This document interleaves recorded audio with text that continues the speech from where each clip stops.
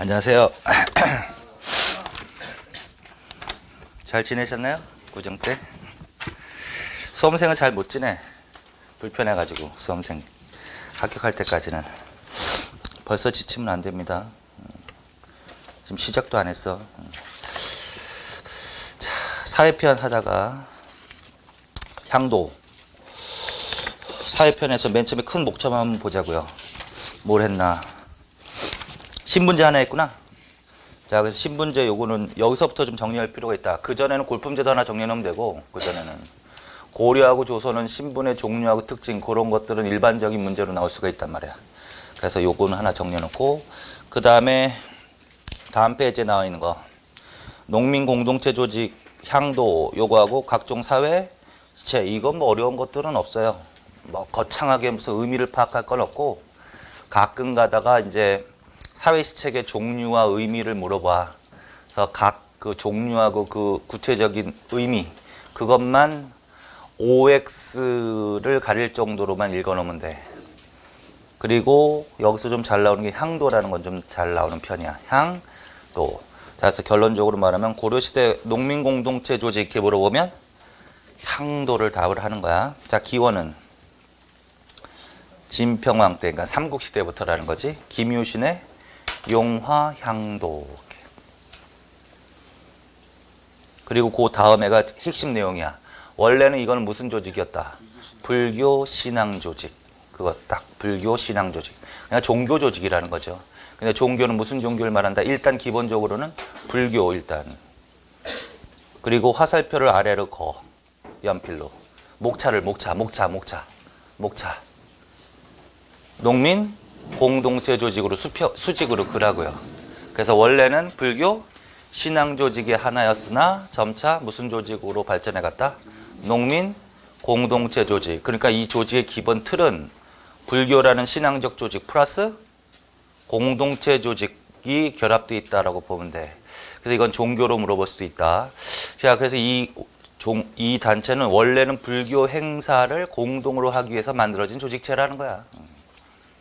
왜 그러냐면 비용도 많이 들고 인원도 많이 들기 때문에 그걸 공동으로 하기 위해서. 그래서 구체적인 걸 보면 매향 활동.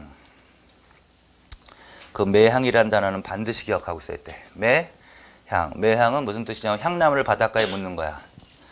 자, 그래서 매향 줄, 그 다음에 대규모 인력이 동원되는 불상, 석탑, 사찰을 조성하는데 주도적인 역할. 그 두 문장 기억하시면 돼. 그냥 그대로 나오는 문장이야. 자, 그래서 이 조직은 원래 불교 신앙 조직의 하나로서 많은 인력이 동원되는 석탑 등을 조성하는 데 주도적인 역할을 했다. 첫 번째 문장. 또 하나 불교 신앙 행위 하나로 향나무를 바닷가에 묻는 활동을 했다. 그래서 두 개는 머릿속에 확실하게. 그리고 매향 구체적으로 불교 신앙 누구를 만나? 미륵. 그래서 미륵을 만나 구원받고자 향나무를 바닷가에 묻는 행위. 외우려고 하지 말고 그냥 항상 계속 그 문장을 그대로 읽어버려도 돼. 그래서 미륵을 만나 구원받고자 향나무를 바닷가에 묻는 행위. 이걸 두 글자로 매향이라고 한다. 그럼 불교 중에서도 무슨 신앙과도 관련이 있다? 미륵 신앙과 관련이 있다라는 소리지, 결론은. 미륵.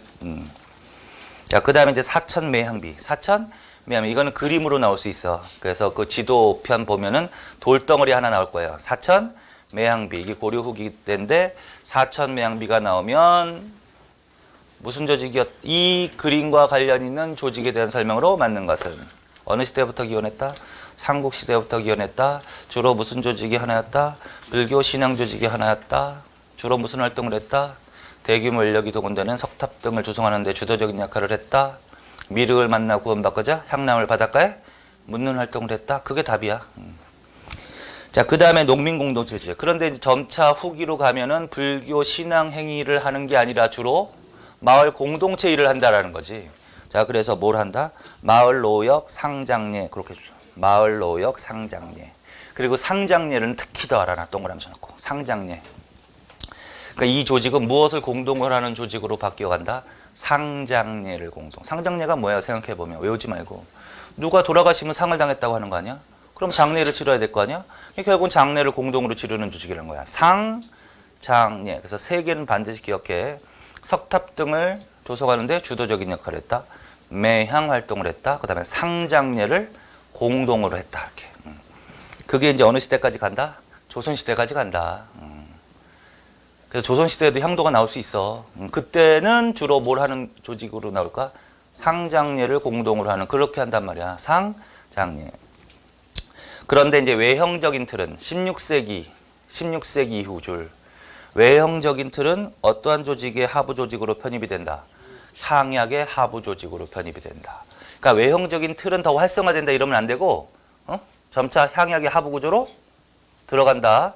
그러나 그게 하나의 미풍양속이 되는 거죠, 우리나라에서. 뭐 마을에서 누가 돌아가시면 장례를 공동으로 치르는 거야.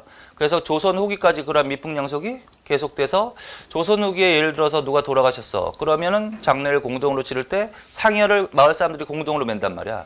그때 상여를 매는 사람들을 상두꾼이라고 부른단 말이야. 상두꾼 또줄. 그래서 상두꾼이라는 용어는 어디에서 기원한 것처럼 보인다? 향도에서 기원한 것처럼 보인다. 간단해. 자, 그래서 향도는 아까 뭐 주도적인 역할을 했다 하나, 그 다음에 미륵을 만나 구원받고자 매양 활동을 했다 하나, 상장례를 공동으로 했다 하나, 그 다음에 상도꾼이라는 용어와 관련이 있다. 요 네 가지는 반드시. 자, 그 다음에 사회시책. 자, 사회시책은 이거는 가끔가다 이제 나와 가끔가다, 자주는 안 나오지만, 근데 각각의 그 뜻을 정리를 해놔야 돼, 반드시. 그런 거 내용 바꿔 나온단 말이야. 자, 의창과 상평창 일단 외우고 묻고, 어느 왕?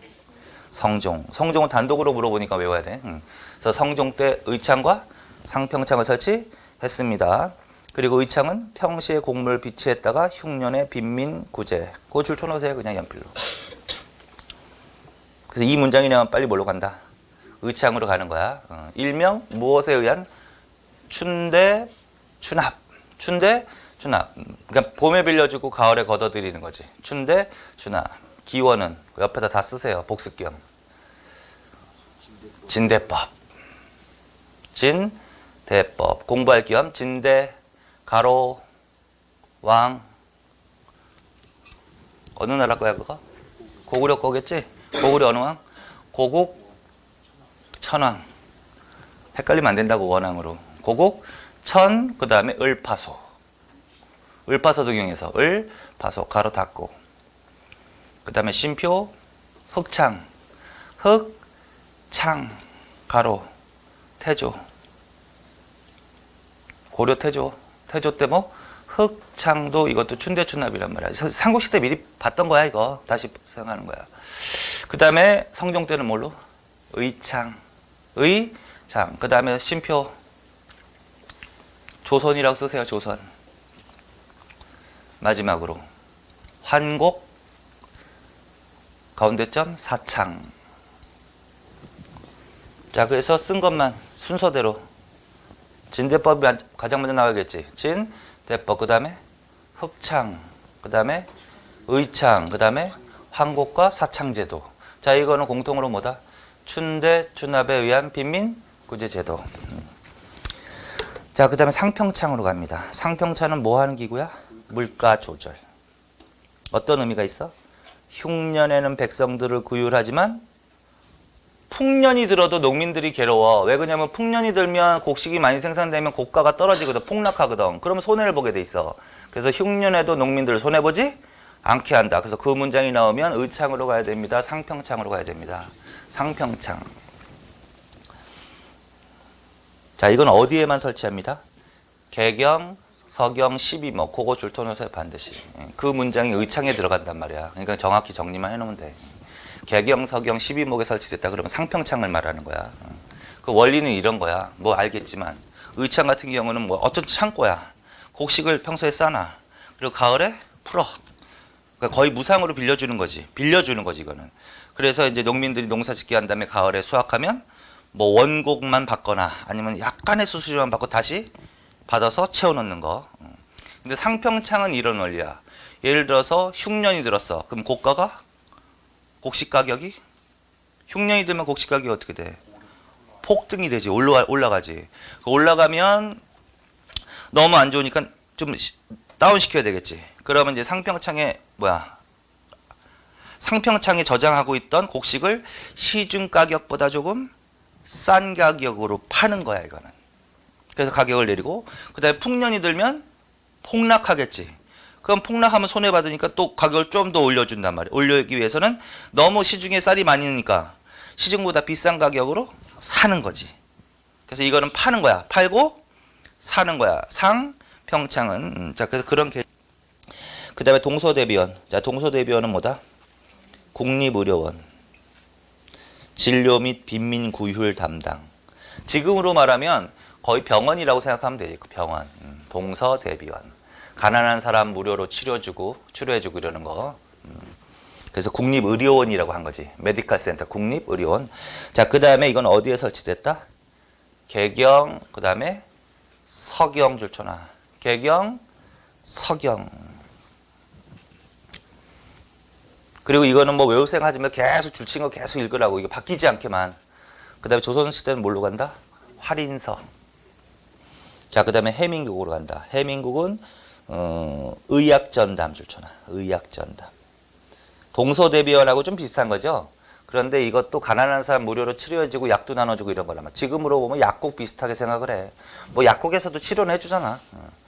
근데 같은 식으로 이해하지만 그 문장을 반드시 기억하라고. 의학을 일단 처음부터 읽고 서민의 질병 치료를 담당하는 의료기관으로. 이게 여기까지 딱 나왔을 때 어떻게? 이거 동서대비원으로 갈 수도 물론 있지만 의학을 전담하겠다 그러면 그냥 해민국으로 가시라고요. 해민국. 자, 그 다음에 구제도감과 구급도감, 각종 재해, 임시, 구제. 그 키워드야. 이건 항상 설치되어 있는 걸까? 어떤 일정한 기구에만 설치된 임시기구일까? 일정한 상황에만 설치된 임시기구란 말이야. 뭘 목적으로? 구제를 목적으로. 그래서 특히 천재지변이 일어나는 해가 있잖아. 그런 경우 각종 재해가 발생했을 때만 설치되는 임시기구라고. 임시 상설이 아니라 임시. 구제, 구급은 빈민구제라는 뜻이 있기 때문에 그런 의미가 그런 걸로만 해석하면 되고, 여기서 키워드는 재해시 임시. 뒤에 도감이 붙으면 임시관청이라는 성격이 있단 말이야. 보통 고려 후기에 전민변종도감이라는 거 했지. 전민변종. 그것도 임시관청이야. 뭘 목적으로? 권세가들이 불법적으로 뺏은 토지를 원주인에게 돌려주거나 노비를 해방시켜주기 위해서 설치한 임시기구는 뭐라 그런다? 전민변종도감. 이런 식인 거지. 자, 그래서 그렇게. 그 다음에 제위보. 제위보는 왕까지. 왕, 가로, 광종. 광종도 단독으로 내죠. 그래서 광종. 이거는 빈민구제는 당연한 거고, 빈민구제. 그 다음에 키워드는 뭐야? 기금이나 재단. 보는 했잖아, 경제할 때. 고려시대 보가 유행한 거 했잖아요. 보는 특정한 목적을 위해서 비용이 많이 드니까 그 비용에 충당하기 위해서 포전, 돈을 축적해 놓고 그거를 운영해서 그 이자로 수익금으로 그 목적에 충당하는 제도. 다시 복습한다. 옆에다 참고 표시. 학보, 쉼표, 광학보, 쉼표, 제위보, 쉼표, 경보, 가운데 점, 팔관보 등. 지금 복습한 거야. 자, 학보는 무슨 목적이지? 유학진흥. 광학보. 광자 들어가면 뭐라 그랬어? 광자. 승려라 그랬지. 승려들의 미보는 증명이 나왔잖아. 빈민 구제를 목적으로 설치한 기금이나 재단이라고요. 그래서 경보는 불교 경전이고 팔관보는 팔관해겠지 뭐. 자, 그래서 고려시대 보가 유행했다. 그 중에 하나란 말이야. 제위보. 자, 그다음에 보통어는 병자, 극빈자 및 행여자, 의식과 약품, 민간 구호, 사원. 자, 보통어는 주로 행여자 기억해. 누구? 행여자 등을 대상으로 의식, 뭐 먹는 것도 나눠주고, 뭐 옷도 나눠주고, 뭐 약도 나눠주고.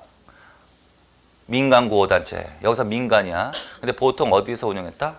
사원에서 운영했다. 사원. 불교와 관련이 있다라는 거지. 이건 무슨 의미냐면 정부에서 운영했다 이러면 안 되는 거야, 보통. 나머지 상평창, 의창부터 지금까지 좀 전까지 한 건 어디서 운영한 거다? 정부에서 운영한 거지만 이거는 민간에서 운영했다. 그런 것들을 좀 눈여겨서. 자, 거기까지. 자, 그 다음에 이제 다음 페이지. 고려의 법률과 풍속. 요것도 OX 나올 정도, OX 가릴 정도로만 읽어두시면 돼. 자, 법률. 자, 고려시대 법률은 무슨 법 중심이다? 관습법 중심. 만약에 틀리게 나오면 성문법 중심 이렇게 나올걸? 반대말이라고 할 수 있으니까. 그래서 성문법이 그렇게 많지는 않았다, 아주 없었다. 많지는 않았다. 일부 성문법령이 시행되기는 했어. 그러나 주로 무슨 법 중심이다? 관습법 중심. 그래서 크게 먼저 해놓고. 그 성문법령은 그거야. 당률 참고하여 만든 법률 시행 그거 줄쳐놔. 그거는 성문법령이지만 대부분은 뭐 관습법 중심. 두 번째, 형법과 민법을 나눠서 정리한다. 형법과 민법. 요 구조 고려시대 거를 잘하면 조선시대도 잘하게 돼 있어. 이 기본 틀은 다 조선시대까지 가는 거니까. 자, 형법은 무엇을 참고해서 만든 무엇을 시행했다? 당률, 그 다음에 71개 보조 법률. 그거 줄쳐놓으세요, 반드시. 거기서 71개 보조 법률. 당률과 그걸 참고로 해서 만든 71개 보조 법률을 시행했습니다. 그럼 어느 나라로 가야 돼, 무조건? 고려로 가는 거야. 참고로 법률 얘기는 고려시대부터 밖에 안 해. 그전에는 법률 얘기 한 적 없어. 법률에 관한 문제가 나면 고려 아니면 무조건 조선이야. 응? 형법, 민법 이렇게 나눠서 얘기하는 거는. 근데 71개 보조 법률은 고려로 가는 거야, 무조건. 자, 그 다음에 이거는 관습법이야, 이거는 성문법이야. 성문법이고. 자, 그 다음에 형벌의 유형. 태장, 도유사. 그거 줄쳐놓으세요. 고려시대나 조선시대나 똑같아. 형벌은 몇 가지 종류가 있다? 5가지 종류가 있다. 그걸 태장, 도, 유사. 태형과 장형은 그냥 매질하는 거야. 곤장 때리는 거. 도는 징역형. 유는 유배, 멀리 보내는 거. 사는 목숨을 끊는 거. 사형. 그래서 태장, 도유사 5가지. 기본형. 자, 그 다음에 유교 윤리가 강화됨에 따라 불효죄가 무엇과 더불어 반역죄와 더불어 중죄에서 불효죄, 중죄. 반역죄는 크게 중요하지 않아. 왜 그러냐면 반역죄는 고려시대 와서 처음 중죄로 취급되는 범죄가 아니야. 생각해보면 삼국시대부터 중죄로 취급되는 거야. 근데 이 불효죄가 고려시대 와서 처음 중죄로 취급되는 거야. 물론 반역죄도 충을 어긴 죄니까 유교와 관련이 있죠. 사실은 이것도. 그러나 고려시대는 그전보다 유교가 더 강화, 유교 이념이 더 강조되니까 반역죄는 당연한 거고 뭐 불효죄가 이 키워드야. 여기서는 불효죄가 중죄로 취급되었다. 그래서 지금 봐. 귀양형. 한번 읽어. 이거는 귀양형을 받은 사람이 부모상을 치를 수 있도록 유형지 도착 전 7일간 휴가를 주어 부모상을 치르도록 했다. 그 다음에 70세 이상의 노부부를 두고 봉양할 사람이 없는 경우 형벌 집행을 보류하기도 했다. 그리고 하나 더 써놔. 이건 형벌은 아니지만 노부모를 모신 정남의 군역 면제. 그러니까 노부모를 모시면은 뭘 면제 주기도 한다? 군역을 면제 주기도 한다. 가로 면군급고법. 그걸 면군급고법이라고 해. 자, 그래서 지금까지 읽은 거 불효죄 다 효와 관련 있는 거죠, 이거 지금. 그렇죠? 자, 그래서 결국은 고려시대는 유교 이념이 더욱더 강화된 것으로 알 수 있다. 간접적으로. 그 다음에 밑에다가 빈 공간에다가 귀향형도 써놔. 귀향형. 귀향. 귀양이 아니라 귀향. 귀향이 뭘까? 귀향. 고향으로 돌려보내는 거. 귀향, 가로 낙향. 그래서 고려시대는 관리가, 예를 들어서 관리가 죄를 범했어. 그러면 무슨 죄로? 귀향죄로. 지방으로 귀향 가기도, 그러니까 지방 멀리 보내는 게 아니라 이거는 귀향이 아니라 고향으로. 그걸 낙향죄라고도 한다. 귀향죄. 그래서 귀향, 낙향이 나오면 어느 나라로 가는 거야? 고려로 가는 거야. 자, 그다음 민법으로 갑니다. 자, 민법은 일반 일상생활과 관련되어 있는 법률이고 이것은 주로 관습법. 주로 관습법. 그렇게. 그 다음에 사법권 행사. 자, 사법권 행사는 지방에서의 사법권은 누가 있다? 지방관. 근데 모든 사건을 스스로 처결할 수 있었다? 중요한 사건을 제외한 사건은 스스로 처결했다. 중요한 사건은 제외한 사건은 스스로 처결 재량권. 그렇게 좋잖아. 그런 문장 바꿔 나오는 거니까. 자, 그 다음에 사회풍俗으로 갑시다. 자, 사회풍俗. 민간에서의 장례와 제례, 장제례 어떤 식으로 했다? 토착신앙과 결합된 불교식과 도교신앙의 풍속, 고깃줄. 결론은 어떤 식으로 했다는 소리예요? 불교나 도교, 민간이라고 그랬잖아 지금. 그러니까 대부분이지 뭐. 근데 정부에서는 이게 유교 이념이 강화되면서 정부에서는 그게 미신이다. 뭐 사원 절에서 뭐 제사 지내고 장례 치르고 그 다음에 뭐 무당 불러도 하고 이런 건 미신이니까 유교식으로 해라라고 권장은 하는데, 권장은 하지만 결론적으로 고려시대 민간에서의 일반적이지. 그러니까 일반적으로는 장제례는 어떻게 지낸다? 불교나 도교식이 맞다. 무슨 식으로 바꿔 나온다? 유교식으로 바꿔 나온다. 그러면 절대 안 된다. 근데 그런 것들을 유교식으로 이렇게 바꿔 놓은 글을 주자가래라고 하거든. 그러니까 주자가래도 안 돼. 끝에 있지. 그래서 고려시대 민간에서는 장례와 제례는 유교식을 따랐다. X. 아니면 주자가래에 의해서 치렀다. X. 그거 반드시. 그래서 주자가래는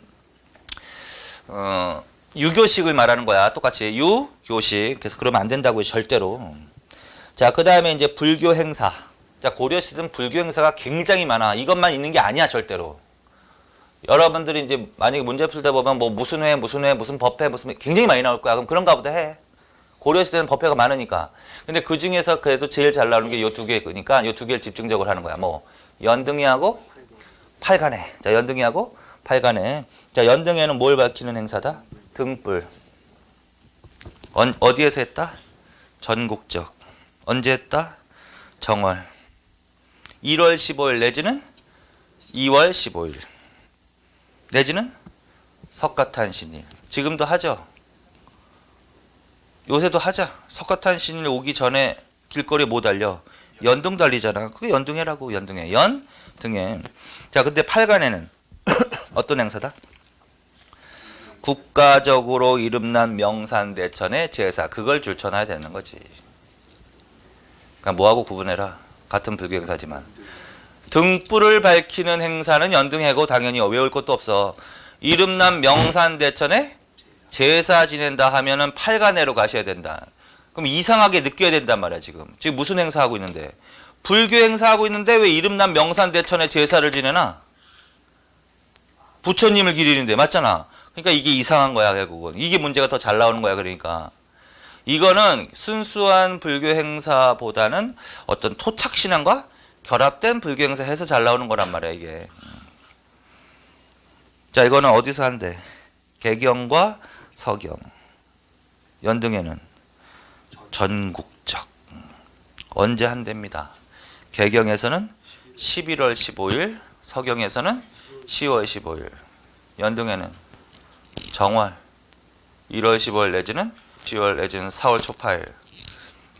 석가탄신이지. 자, 그래서 팔간에는 제천행사, 불교식, 도교식이 결합고 그게 하이라이트야. 제천행사, 불교, 도교의식이 결합. 불교는 당연한 거고 도교에다 동그라미 쳐놔. 그래서 고려시대 도교가 유행했는데 도교의 예로 삼국시대 얘기했죠 이것도. 도교와 결합된 불교 행사는 팔간회. 그거. 그다음에 이때는 뭐가 이루어지기도 한다. 한번 읽어봐. 주변 여러 나라에서도 상인과 사신이 와서 조공을 바치고 단례품을 받아가는 형식의 무역이 행해지기도 했다. 그래서 이런 내용이 나오면 빨리 연등회로 가셔야 돼. 팔간회로 가셔야 돼. 팔간회로 가셔야 된다고. 그래서 연등회, 팔간회 그런 식으로 정리해놔. 그다음에 기타는 뭐 그런 게 있다. 이 정도. 자, 그래서 여기서 뭐 항도만 조금 더 정리해놓고 나머지 사회시치하고 요거 부분은 계속 줄친 거 있죠. 왜? 그게 이제 바뀌어 나오나 틀리게 나오나 만약 그런 문제가 나오면 그 문장이 옳게 돼 있나 틀리게 돼 있나 그것만 가리면 돼 계속. 이건 계속 읽어. 자, 그 다음에 넘기세요. 그 다음에 이제 혼인과 가족제. 요건 좀 주제가 있다. 요건 정리를 잘해. 그렇다고 어렵진 않아. 근데 이거는 아주 주제가 있어. 그래서 고려시대 혼인과 가족제도에 대해서 합니다. 자, 한번 읽어 일단. 고려는 혼인 연령은 대체로 여자 18세 전후, 남자는 20세 전후. 여자가 좀 빨리 하네. 그래서 여자는 18세 전후, 남자는 20세 전후에 혼인을 하는 게 일반적이었습니다. 지금은 이렇게 안 하죠. 지금과 비교하면 굉장히 일찍 결혼하는 거지 이거. 지금으로 말하면 이게 조언이라고 할 수도 있는 거지. 근데 이 당시에는 이게 조언이 아니야. 이건 조언이 아니야. 그래서 어쨌든 추천하 거기.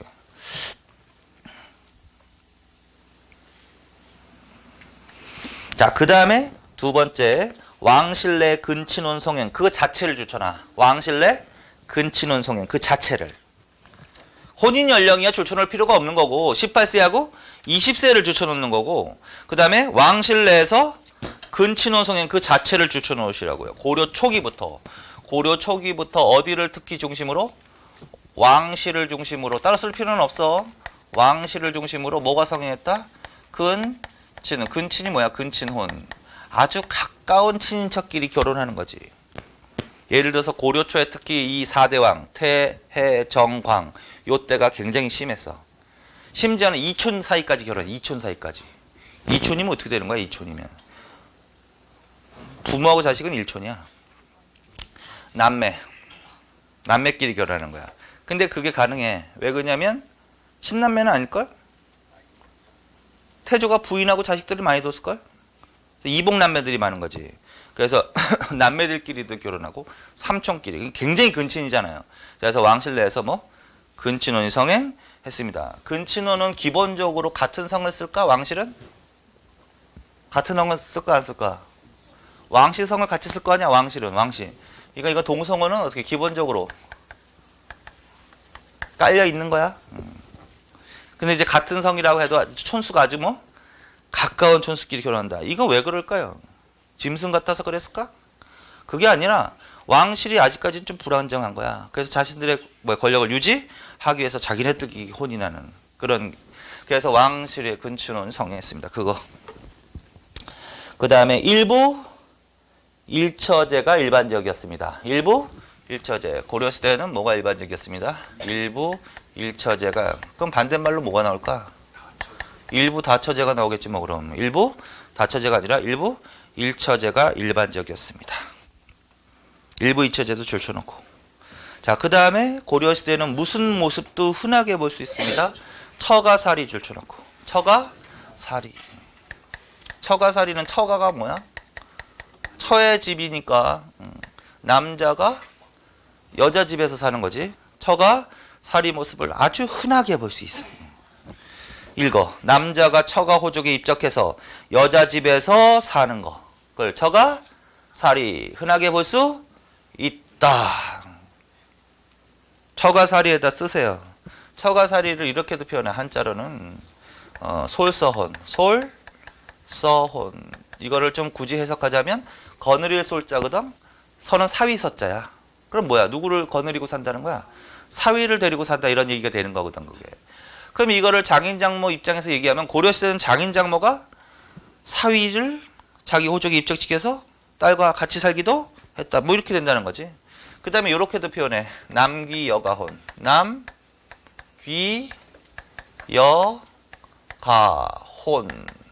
그냥 이건 단순하게 이렇게 해석해. 남자가 간다. 어디에 간다? 여가에 간다. 그럼 뭐 맞지? 자, 그래서 솔서혼 남기 여가혼이 보편적이었습니다. 일반적인 현상이었습니다. 그렇게. 자, 그 다음에 고려시대는 무엇이 또 허용됐다? 과부의 제가 허용. 그것도 좋잖아. 과부의 제가 허용. 그럼 틀리면 뭐야? 틀리게 나오면 고려시대는 과부의 제가가 여자의 제가가 금지되었다. 그럼 틀리다는 거지. 과부의 제가가 허용되었습니다. 그 다음에 그 제가녀의 자식도 사회 진출하는데 차별을 받았다. 차별을 받지 않았다. 차별을 받으면 이상한 거 아니야. 그럼 뭐 결론은 하지 말란 소리 아니야. 그래서 과부의 제거가 허용되었고 자식도 사회적 진출하는데 차별을 받지 않았다. 이렇게. 그래서 거기까지. 그래서 이것도 어렵지 않아. 그냥 이거 OX 가리는 거야 일단. OX. 그래서 요게 O야. 지금까지 한 게 다 O. 자, 그 다음에 가족제도로 가자. 결국은 뭐 똑같은 건데. 자, 부계와 모계를 모두 고려 줄초나. 부계와 모계를 모두 고려야. 그러면 어떻게 나오면 틀리냐면 부계 중심의 가족제도가 운영되었다. 틀렸어. 그럼 모계 중심의 가족제도가 운영되었어. 틀렸어. 부계, 모계를 모두 고려한 가족제도가 운영되었다. 그게 맞아. 그걸 좀 해석하자면 부계, 모계, 부계는 보통 아버지 쪽이잖아.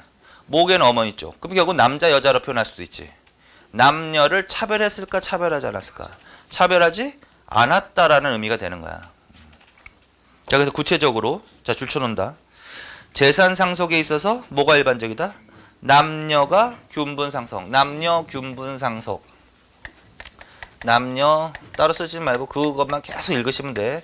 남녀 균분 상속이 일반적. 그래서 고려시대는 남자나 여자나, 그러니까 아들이나 딸이나 차별하지 않고 재산을 똑같이 나눠주는 게 일반적이었습니다. 두 번째, 호족의 자녀를 기재할 때 어떻게 기재한다? 태어난 순서줄. 호족의 자녀를 기재. 이건 뭐 호족뿐만 아니라 뭐 족보해도 되고, 어쨌든 문서에 자녀를 기재할 때 어떻게 기재한다? 태어난 순서. 그럼 나이 순이라고 해도 되죠. 연령. 태어난 순서대로 나이, 태어난 순서, 연령 순으로.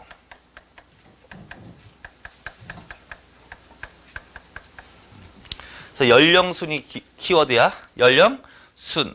남자를 우선 기재했다. 고려시대는 호족의 자녀를 기재할 때 남자를 우선 기재했다. 틀렸다고. 고려시대는 재산을 나눠줄 때 남자를 더 주었다. 아니라고요, 결국은. 그 다음에 여자 호주도 가능했다. 여자 또 호주가 될 수 있었다. 그럼 안 된다 그러면 틀리는 거고. 자, 그 다음에 고려시대는 누구도 부모 봉양 제사 의무가 있다. 여자도. 그거 왜 그래? 당연한 거지. 왜 그러냐면 제사는 똑같이 나눠 받으면서 부모는 남자한테만 봉양하라고 제사 지내가면 안 되는 거 아니야. 그러니까 제산도 똑같이 나누어 받는 만큼 여자도 부모 봉양 내지는 제사 의무가 있었다. 여자도 제사를 지냈다. 그래서 그러면 이렇게는 장남이 제사를 주관했다. 고려시대에 어떤 남자가 막 고민하고 있는 거야. 아, 부모를 내가 도맡아서 맡아야 된대. 헛소리 하고 있는 거지. 남자가 뭐야, 도맡아서 맡는 시대가 아니란 말이야. 자, 그 다음에 뭐야. 그래서 집안에 아들이 없어. 집안에 아들이 없는 경우에 양자를 드리지 않고 딸이 제사를 지냈다. 그것도. 집안에 아들이 없는 거. 그럼 고려시대 양자가 일반화되었다. 양자가 일반화된 건 아닌 것 같다. 아닌 것 같다. 누가 제사가 지냈다? 딸이 제사를 지냈다. 이거. 오케이. 자, 그 다음에 상복제도 줄. 이건 크게 상복제도에 있어서도 뭐 어떻게 됐대? 친가와 외가의 차이가 크지 않았다. 친가는 뭐 아까처럼 표현하면 친가는 또 아버지 쪽 말하는 거 아니야. 그러니까 부계, 외가는 모계. 그러니까 차이를 두지 않았다. 차이가 뒀다 그러면 또 틀리는 거고. 자, 그 다음에 자, 누구에게도 음서 혜택이 있었다? 사위와 외손에게도 음서의 혜택. 아들과 딸을 차별하나 고려시대가? 차별하지 않는다고. 그러니까 딸의 남편인 사위도 차별하지 않는다고. 고려시대는 부계, 모계를 차별하지 않으니까 친손자, 우리 친손자 이런 개념이 없다고. 친손자나 외손자도 다 동등하다고. 그러니까 사위와 외손에게도 음서의 혜택. 그거 줄. 그 다음에 공, 줄. 공을 세운 사람은 예를 들어서 나라에서 상을 주는 경우가 있어. 부모한테. 근데 부모한테 상을 주기도 하지만 부모. 누구한테 상을 주기도 한다? 장인, 장모. 공, 부모, 장인, 장모, 상. 그리고 읽으세요. 그냥 계속. 계속. 이거 어렵지 않은 거야. 계속 읽어서. 이거 OX. 그래서 지금까지 읽은 게 고려시대의 일반적인 혼인과 가족제도의 특징으로 맞다. 결론을 내려보면 고려시대는 혼인과 가족제도 운영에 있어서 여자가 차별받은 것이 아닌 것 같다. 결론은 부계하고 모계를 모두 고려하는 가족제도가 운영된 거 같다. 그렇게 결론을 내리셔야 돼. 근데 미리 예습 겸 하는 거야. 근데 이제 어느 나라로 가면 좀 달라진다. 조선으로 가면 좀 달라진다는 거야. 미리 예습하는 거야. 자, 근데 특히 몇 세기 이후에 17세기 이후 그거 봤네. 조선 17세기. 보통 17세기 이후를 조선 후기라고 하는 거야. 조선 후기에 뭐가 일반화된다? 가부장적 가족제도 일반화. 그거 줄 쳐놓으세요. 반드시. 가부장적 가족제도는 그렇게 표현할 수 있어. 부계 중심이라고. 써 밑에다가 부계 중심. 그 다음에 두 글자로는 종법이라고 해야 돼. 종법. 종법. 자, 종법이란 가부장적 가족제도를 말하는 거야. 자, 그러면 조선시대로 가면서 일단은 색이 나누지 말고 점차 조선으로 가면서는 무슨 제도가 강화되어 간다? 처음부터 가부장적 가족제도, 부계 중심의 가족제도, 종법 질서가 강화된다. 이런 식으로 표현을 하는 거란 말이에요. 근데 이제 그런 게 나타나긴 하겠지만 일반화되는 시기는 어느 때로 간다? 17세기 이후. 그거 반드시. 그 말은 조선시대도 이 제목으로 문제가 나올 수 있단 말이야. 근데 조선 전기 하면은 대부분 고려시대가 답이야. 무슨 소리냐면 고려시대 나왔던 이게 답이라고. 그러니까 이러한 모습이 어느 때까지는 많이 남아있는 거야. 15세기에서 16세기까지는 많이 남아있는 거야. 그러다가 일반화된다는 것은 조선 후기 17세기. 자, 그리고 비교한다. 자, 17세기 이후에 가부장적 가족제도가 일반화된 시기, 조선 후기의 사회 현상으로 맞는 것은 첫째, 친형제도가 정착된다. 그거 줄. 친형제도란 시집살이 하는 거야. 이제 거꾸로지. 혼인을 하면 곧바로 여자가 남자 집에서 사는 걸 시집살이라고 하는 거잖아요. 그래서 그걸 친형제도라고 한다. 그게 일반화된다. 근데 그전에는 어땠어? 남자가 여자 집에서 처가살이하는 모습이 흔하게 볼 수 있잖아. 근데 조선 후기에는 여자가 남자 집에 가서 일반화됐다는 소리는 처가살인 모습은 볼 수 없다라는 소리야, 결론은. 그럼 거꾸로 고려시대 친형제도가 정착되었다. 아니라는 거지. 정착되지 않았다. 그래서 요거는 반드시 비교해. 그 전까지는 이 모습도 흔하게 볼 수 있으나 17세기 이후에는 무슨 제도가 정착됨에 따라? 친형제도가 정착됨에 따라 무슨 모습은 흔하게 볼 수 없다? 처가살이, 남기 여가오는 점차 줄어든다가 마저 늘어난다가 마저 줄어든다 내지는 없어진다가 맞는 거지. 근데 지금 고려시대를 하고 있으니까, 자, 고려시대는 처가살이 모습이 흔하고 친형제도는 아직 정착되지 않았다. 두 번째, 과부의 재가 금지. 과부의 조선시대에 가면 뭐 한다? 과부의 재가를 금지한다.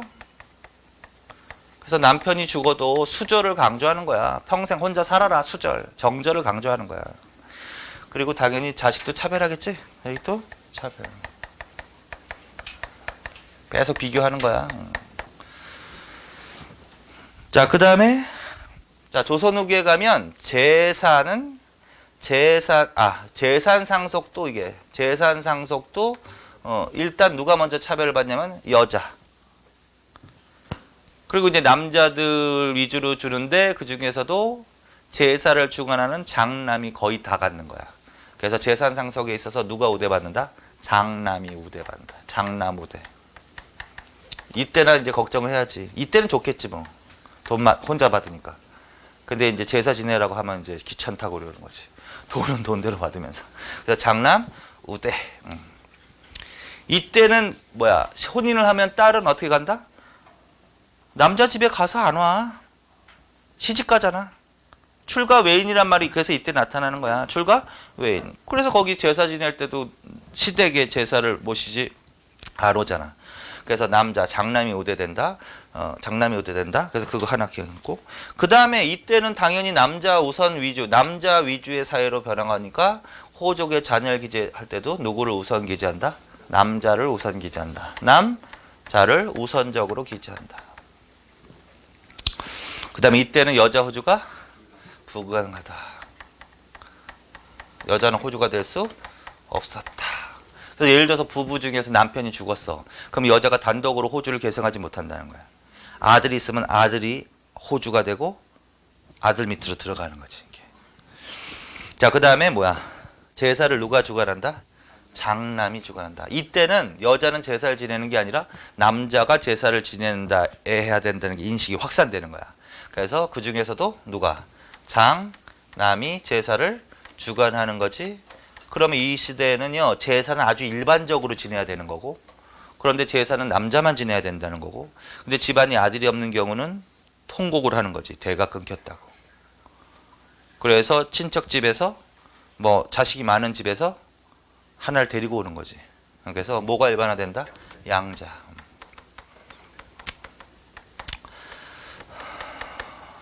자, 미리 예습한 거야. 이 정도는 비교하시라고 정도. 그리고 이걸 읽고서 결론을 스스로 내려보세요. 이걸 읽고서 야, 이 조선시대에는 남녀가 차별이 없이 평등한 사회였네. 이렇게 판단을 내리면 좀 약을 좀 먹어야지. 심리치료를 받아야지. 이건 차별받는 거 아니야. 이건 차별받는 거 아니잖아. 그래서 이거는 부교와 모계를 모두 고려한 가족제도고, 요거는 부계 중심의 가족제도라고 해요. 가부장적 가족제도.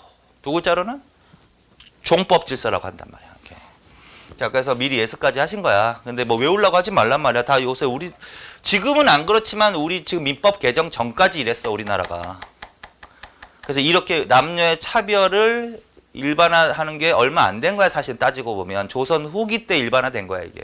그러다가 현대사회까지 오다가 이제 민법이 개정돼서 지금은 재산도 똑같이 나눠받고 이랬지. 그 전까지는 이랬단 말이야. 자, 그래서 이제 요거는 주제가 좀 있고, 근데 어렵진 않잖아요. 그래서 정리를 반드시 해놔. 그 다음에 고려 후기로 간다. 고려 후기줄, 후기는 특기줄. 후기는 자, 왕실내에서 동성혼이 성행줄. 왕실내에서 동성혼은 후기에 처음 발생한 걸까? 고려 초부터 있었을까? 초부터 있었어. 근데 촌수는 좀 멀어진대, 이때는. 고려 초가 굉장히 심했고 2촌, 3촌, 4촌 간의 혼인이 심했지만 이때는 촌수는 좀 멀어져. 그래서 근친혼이라고 안 하고 그냥 동성혼이라고 하는 거야. 동성혼. 그래서 그걸 금지하는 교서가 내려지기도 했다. 그래서 그 동성혼을 금지하는 교서 발표, 그것도 따로 줄쳐놓으세요. 왕으로 써놔야 될 것 같은데? 고려후기면 충자잖아, 그치? 충 누굴까? 그래, 충선왕. 충선왕. 이거 기출문제란 말이야. 그거 얘기했지, 그 사료지문. 이제 만약 읽어보셔야 돼. 사료지문도 읽어보셔야 돼. 차분히 읽어봐, 그냥. 그러면 돼. 그리고 차분히 읽어보기만 하면 안 되고, 맨 처음에는 내용 공부하느라고 차분히 전체를 읽고, 두 번, 세 번 읽을 때는 어떻게? 키워드를 정리해놔야 돼, 반드시. 자, 그래서 이제 만약 종친으로서 같은 성에 장가드는 자는 황제의 명령을 위배하는 것으로 처리할 것이다. 이런 얘기가 나온단 말이야, 첫 지문에. 그게 무슨 말이냐고, 그럼. 종친은 왕실이란 소리야란 말이야. 내가 해석해 줄게. 종친은 왕실이야. 그러면 만약 종친으로서 같은 성에 장가드는 자는 황제의 명령을 위배하는 거래. 그건 무슨 소리야? 같은 성에 장가들지 말라는 소리 아니야. 그러니까 결국은 그게 동성혼 금지. 동성혼 금지 교서란 말이야. 그 글이 나오면 어느 왕 물어보는 거야? 충선왕 물어보는 거야. 근데 그러면 뭐 같은 성끼리 하지 말고 그러면 혼자 살라고 그런 건 아니지.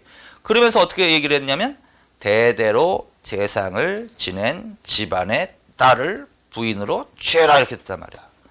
그래서 재상을 지낸 집안 네 글자로 재상지종이라는 용어가. 사료지문에는 재상지종이라는 용어가 안 나온다 그랬지. 대대로 재상을 지낸 집안의 딸. 그러면 빨리 알아들어야 돼. 아, 그게 재상지종이구나. 그럼 지배 세력 물어보면 당연히 권문 세종 물어보는 거야. 그러면서 가문을 쫙 나열해 놓는 거 아니야. 다 외울 필요 없어, 가문들. 뭐 하나만 기억하라 그랬지? 평양조씨 하나 기억하라 그랬지? 평양조씨. 그러니까 그 가문들에는 재상지종 가문인데 결국은 재상지종 가문은 고려후기에 누굴 물어보는 문제야. 권문 세족이야. 근데 그 권문 세족 가문에는 크게 세 가지 가문으로 나눠져 있다 그랬지? 첫째 가문은 전기 문벌 가문부터 있었던 가문들. 문방 가문. 그 다음에 두 번째는 무신난 이후 새로 성장한 무인 가문. 그 다음에 세 번째는 부원 가문. 그러니까 몽고와의 관계를 통해서. 그 중에서 평양조씨 하나 기억하라 그랬잖아. 그 가문이 딱 들어가는 순간 권문 세족으로 문제를 풀어야 돼. 자, 그래서 어쨌든 그런 식으로. 그래서 그 사료지문은 왕을 물어볼 때도 쓰고 다 한 번씩 다 나왔던 거야. 충선왕 때 물어볼 때도 쓰고 고려 후기 지배 세력인 권문 세족 물어볼 때도 쓰는 거야. 그래서 지금 다시 복습한 거야. 어쨌든 고려 후기에도 왕실내 동성혼이 여전했다.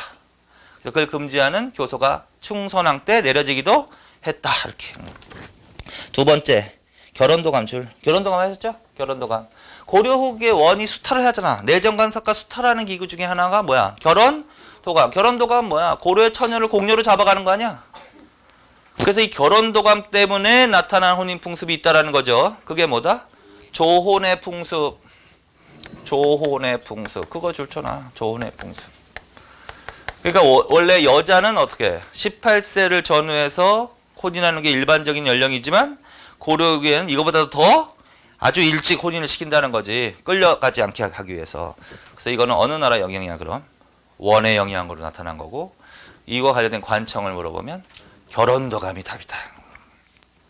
자, 그 다음에 원의 영향으로 또 원의 영향으로 뭐? 일부 다처제가 유행하기도 했다. 일부 다처제. 원래는 일부 일처제지만 원나라가 이 유목민족은 주로 일부 다처제거든.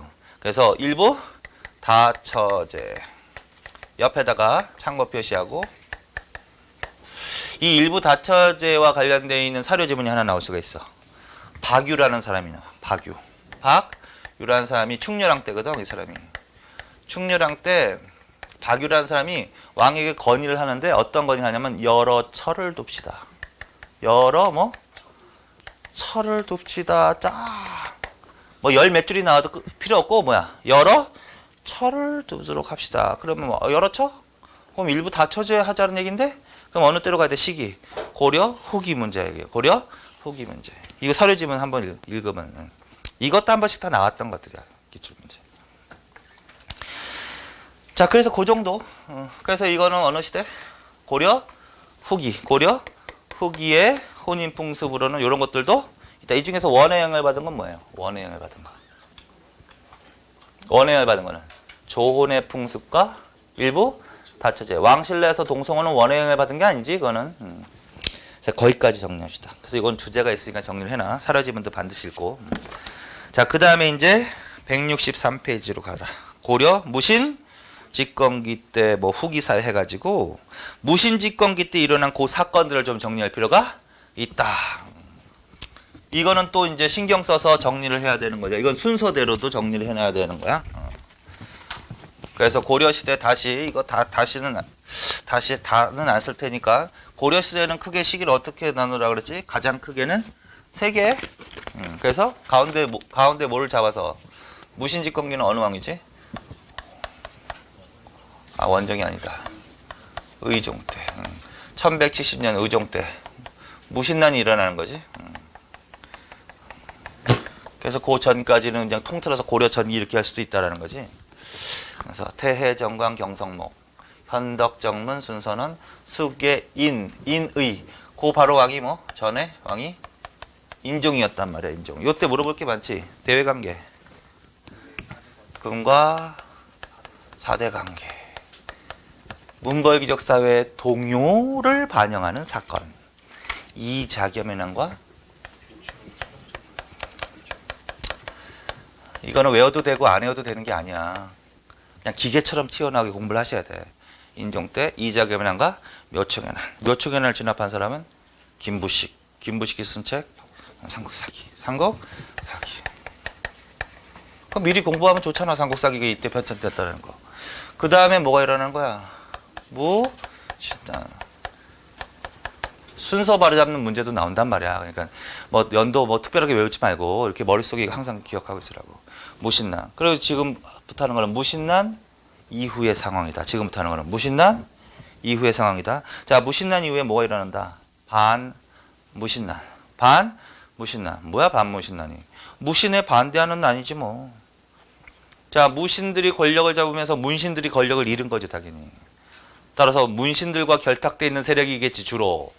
그래서 문신들과 결탁되어 있는 세력들이 무신 정권에 반발해서 무신난을 일으켰습니다. 그거는 머릿속으로 이해를 하고 외우지 말고 그거에 해당되는 거 순서대로 읽어버렸다세요. 김보당, 조이총, 교종 승려의 난. 무신난 이후에 발생한 반무신난이 뭐다? 김보당의 난, 그 다음에 조위총의 난, 그 다음에 무슨 계열이라고 반드시 해야 돼? 교종. 그거 바꿔 나온다. 뭘로 바꿔 나오겠어? 선종으로. 이것도 당연한 거야. 생각해보면. 외울 것도 아니야. 왜 그러냐면 통일신라 시대 때 교종과 성종의 성격을 비교했듯이 그 중에서 귀족과 연결되어 있는 종파가 뭐야? 그게 교종이란 말이야. 그런데 그 무신난 이전에 문벌귀족 사이에 걔네들 귀족 아니야? 그럼 귀족과 연결되어 있는 종파는 교종일 거야 반드시. 그럼 당연히 교종 계열은 불만을 가지고 있었겠지. 그치? 그래서 교종 계열이라고 해야 돼. 교종 계열 승려의 난. 그래서 내용을 물어보기 전에 우선 이걸 기억하시라고. 무신난 이후야 이거. 무신난 이후에 김보당의 난, 조이총의 난, 교종계열 승려들이 반란을 일으켰다. 누구에 대항해서? 무신. 이걸 반무신난이라 한다. 그리고 이제 더 들어가서 조금 성격만 줄쳐놓으세요. 김보당의 난은 뭐야? 동북면 병마사 줄.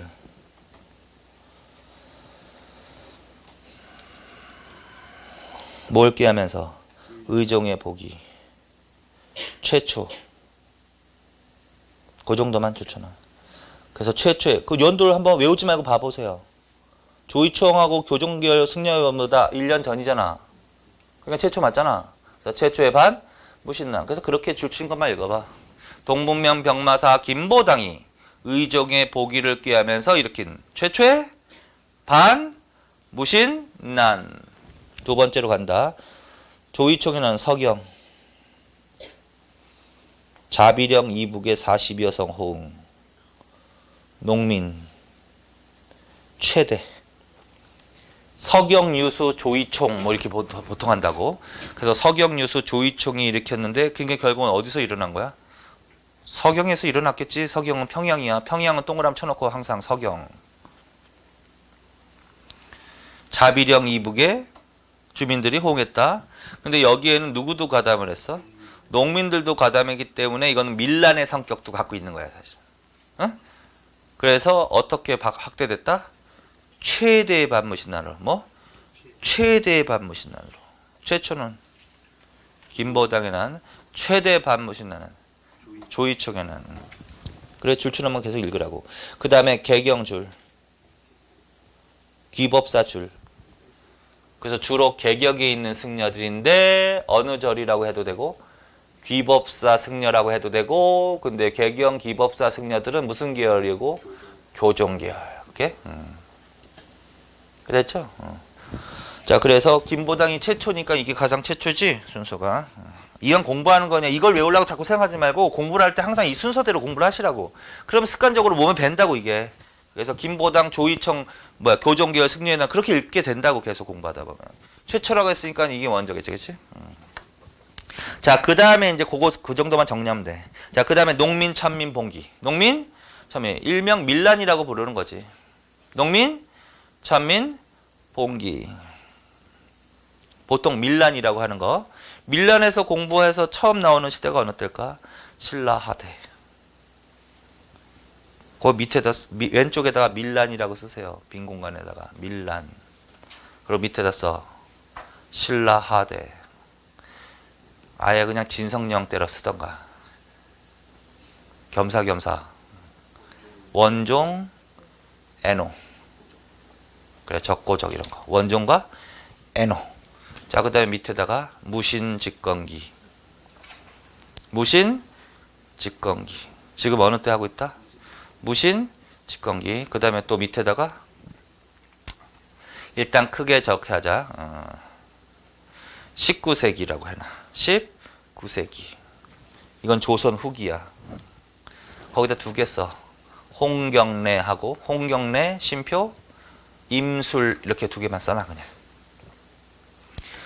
자, 그래서 지금 이 세 시기의 공통점이 밀란이 일어나는 시기야. 밀란, 신라하대, 고려 무신직건기, 그 다음에 19세기 세도정치기 때. 자, 그래서 원종과 애너가 나왔어. 근데 근데 그러니까 상황은 비슷한 거야. 농민들의 생활이 어렵고 막 이런 얘기 나올 거야.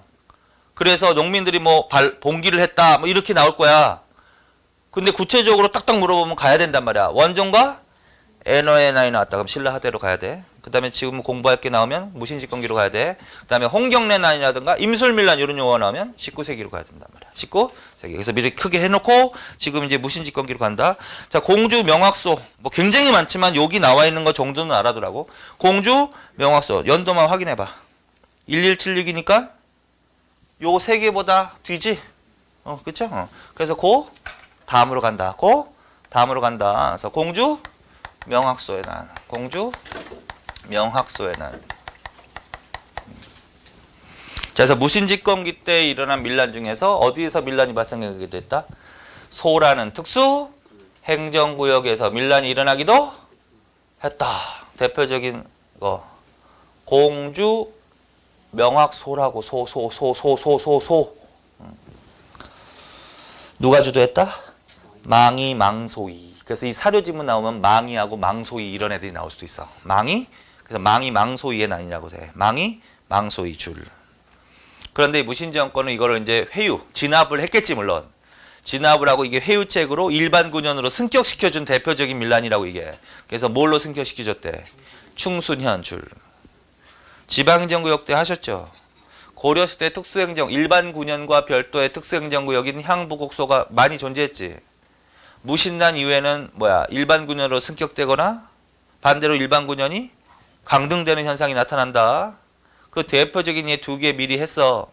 그 중에 하나가 공주 명확소가 지금 나오는 거 아니야. 공주 명확소 회유책으로 충순현으로 몽골 대몽 항쟁의 공을 인정을 받아서 충주 다인철수의 주민들이 이간현으로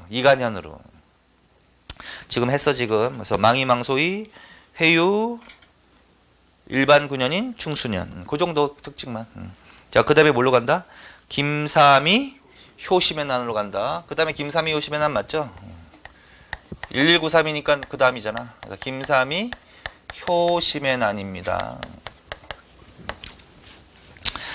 자, 경상도 운문 초전 경상도 전역 확대 신라 부흥. 이게 바로 무슨 밀란의 특징이다. 김삼이 효심. 이거는 어디에서 일어나서 지역적으로 경상도에서 운문과 초전이라는 용어가 나올 거야. 외우지 말고 그냥 그런가 보다 하고 경상도 전역. 근데 각각 따로 일으킨 거야.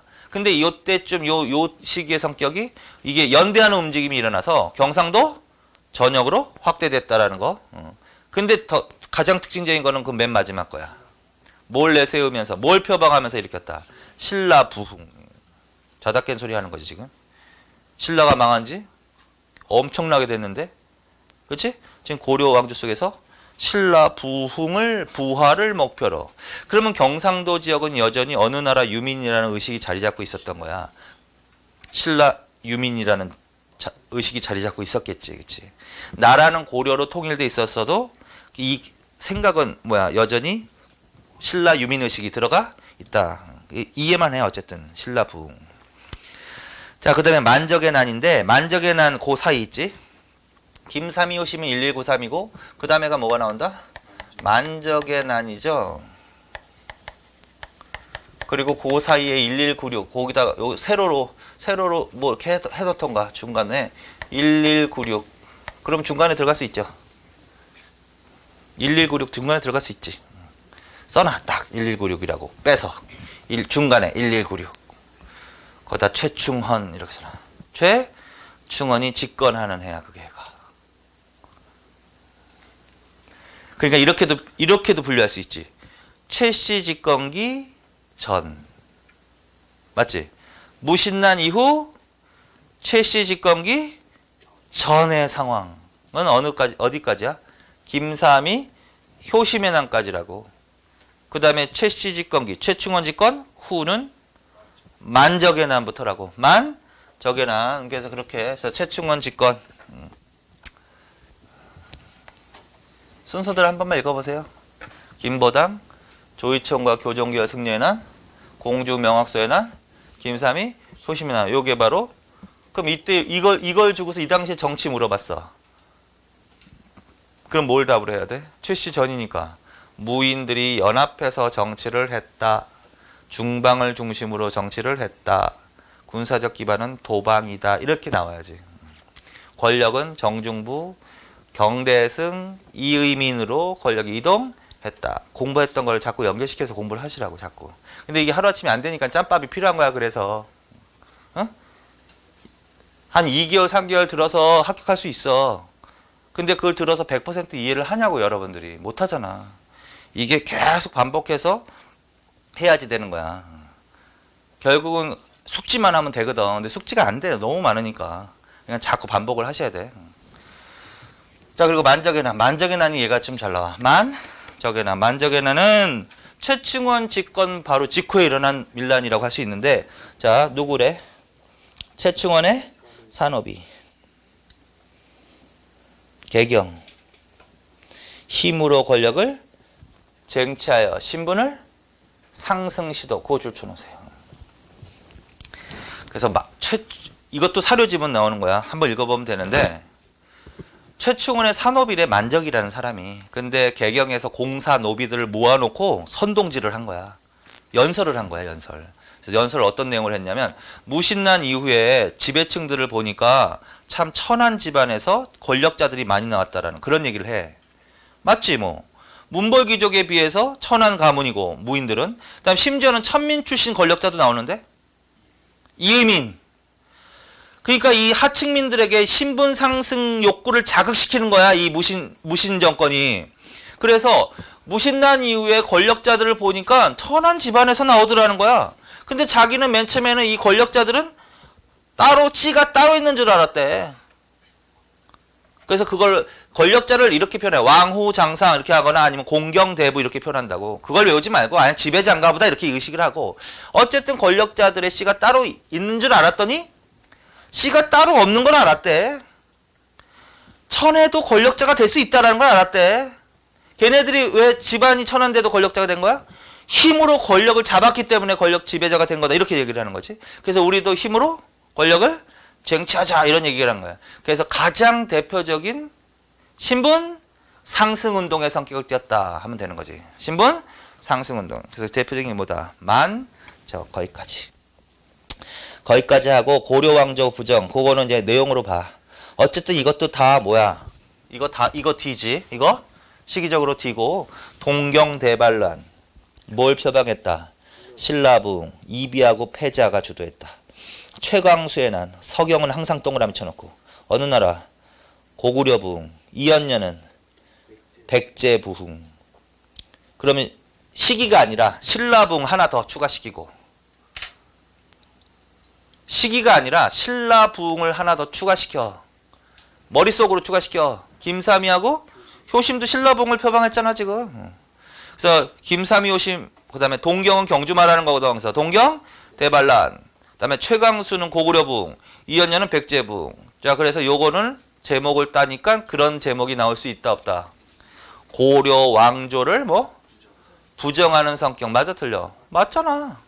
만약에 얘네들이 성공하면 어떻게 되는 거야? 고려는 망하는 거지 뭐. 얘네 목표대로 부활이 됐어 지금. 그럼 신라도 다시 일어나고 고구려도 다시 일어나고 백제도. 그러면 삼국이 다시 성립이 되고 고려는 망하는 거 아니야. 그러니까 고려 왕조 자체를 부정하는 성격을 띈 밀란이 발생하기도 했다. 이렇게 된다는 거죠. 이게 이 시대의 특기한 거지. 그러니까 지역적으로 아직 고려로 나라가 하나로 후삼국이 통일이 됐지만 각 지역별로는 삼국 유민의식이 자리 잡고 있었다. 말이 될까 안 될까? 말이 되는 거야. 삼국 유민의식. 자 그래서 여기까지. 그래서 그거는 크게 보고 그냥 요 정도가 잘 나오는 거야. 공주명화소, 김삼이 효심, 뭐 만적의 난 이런 것들은 좀 머릿속에 알아두라고. 근데 이왕 공부할 거 순서대로 공부하시라고. 그러면 따로 순서 발 잡는 문제는 뭐 따로 할 필요가 없으니까 순서대로 이왕 하는 거.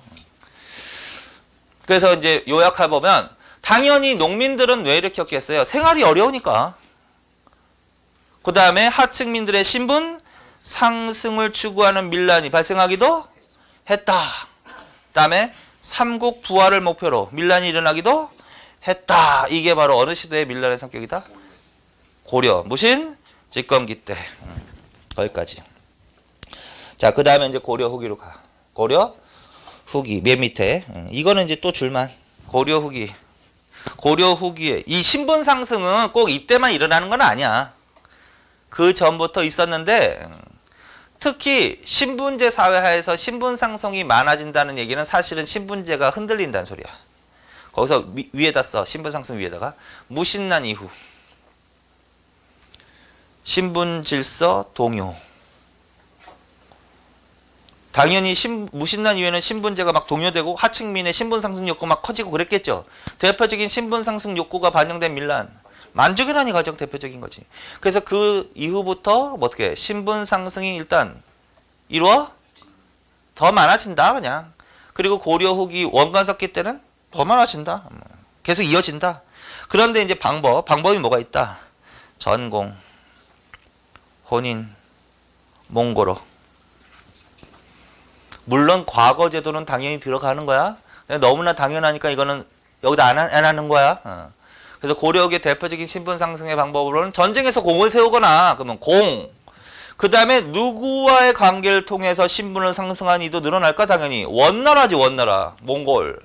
그래서 몽골 귀족과 혼인을 하거나 아니면 몽골어로 출세하는 사람들. 몽골어로 출세. 몽골어에다가 평양조씨를 또 써놓으라고. 무슨 조씨? 평양조씨. 조인규라고 써놓으라고. 조인규. 그 사람이 몽골어를 잘한 사람이라고. 조인규가. 그래서 몽골어로 출세한 대표적인 사람이 누구야? 조인규. 무슨 가문이야? 평양조씨. 그 가문이 들어가면 문벌귀족이야? 건문세족이야? 건문세족. 맞죠? 건문세족까지. 그리고 옆에다가 참고 표시하고 서울시에서 한번 그렇게 나온 적이 있어. 고려 후기 신분 상승의 방법으로 맞는 것을 모두 고르면 이렇게 해서 고르는 게 나오는데 요런 거 나왔어. 근데 거기 아닌 걸로 이런 거 나오면 안 돼. 참고 표시하고 조선 후기. 조선 후기에 납속책이라는 거. 납속책 하나 써놓고 공명첩. 공명첩 이런 거 써놔. 납속책, 공명첩. 족보 매매 위조. 족보의 매매나 위조. 요 3개 정도만 써놔. 자, 그래서 요것도 신분 상승의 방법이야. 응? 납속책, 공명첩, 족보 매매 위조. 요것도 대표적인 신분 상승의 방법이지만 어느 시대로 간다? 조선 후기. 자, 그 다음에 몽고풍과 고려양. 자, 이건 무슨 말이냐면 몽고와 교류가 이루어질 거 아니에요, 이 시기에. 그러면서 몽고의 풍습이 전해져서 고려에서 유행한 거를 몽고풍이라고 하는 거지, 당연히. 반대로 고려의 풍습이 원나라에 전해져서 원나라에서 유행한 것도 있다고. 그거는 고려양이라고 하는 거야. 그래서 몽고풍과 고려양 개념 정리하고. 그래서 대표적인 예가 뭐가 있다? 변발과 호복. 그게 가장 대표적이다. 그래서 증류식, 술, 소주 이런 단어 있죠. 왜?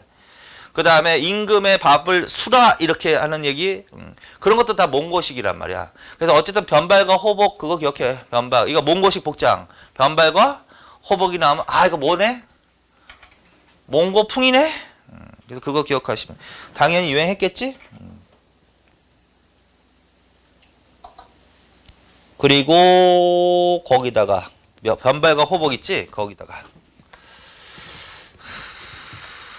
공민왕 써놔. 공민왕. 화살표로 뺀 다음에 공민왕. 공민왕이 한 정책 중에 뭐가 있지? 몽고풍 폐지가 있지? 몽골풍 해도 되고 몽골풍 뭐? 폐지. 그래서 박스 안에 왕이 어느 날 변발과 호복을 하고 앉았대. 그랬더니 밖에서 어떤 신하가 막 소리치는 거야. 만나게 해달라고. 왕에게 할 얘기 있다고. 이연종이라는 사람이야. 사람은 뭐 몰라도 되고. 그래서 들어와서 말하라고 했어. 그랬더니 그 사람이 뭐라 그러냐면 변발과 호복은 원래 우리나라의 제도가 아닙니다. 그러니 따르지 않는 것이 좋겠습니다. 라고 얘기를 했대. 그랬더니 왕이 기뻐하면서 변발과 호복을 없앴대. 그 사료 지문이 변발과 호복을 없앴다. 뭐 이런 얘기 나오면 몽고풍 폐지라는 얘기지 그게. 그럼 어느 왕 때 물어보는 거야? 공민왕 때 물어보는 거라고. 공민왕. 그게.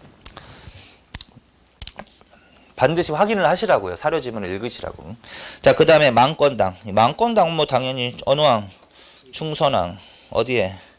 원의 수도인 영경 북경에. 뭐 학술 교류. 이때 충선왕 때 망건당에서 원나라 학자하고 교류했던 대표적인 학자가 이재현이라는 사람. 그래서 여기로부터 뭐가 들어온다? 성리학, 강남의 수전농법, 목화, 조맹무체. 그리고 이건 출처나 이건 다 어느 나라의 영향을 받았다고 해야 돼? 원의 영향을 받았다. 이렇게 해야 되는 거지 그냥. 거기까지. 자, 그래서 여기서는 고려 후기는 그냥 당연히 줄쳐놓고 그 정도만 알면 되고, 여기서는 밀란 하나 정리해 놓으시라고. 반무신 하나고 밀란. 여기까지. 자, 여기까지가 이제 사회편을 다 한 것 같아. 그래서 주제가 좀 컸던 게 뭐예요? 신분제. 그 다음에 향도라는 조직도 잘 나온 거고 하나. 그 다음에 혼인과 가족 제도. 그 다음에 반무신난과 밀란 있지? 그 정도는 좀 주제가 크니까 정리를 해 놓으란 말이야. 자, 거기까지 하시고, 그 다음에 이제 문화편으로 가겠는데, 문화편은 조금만 샷합시다.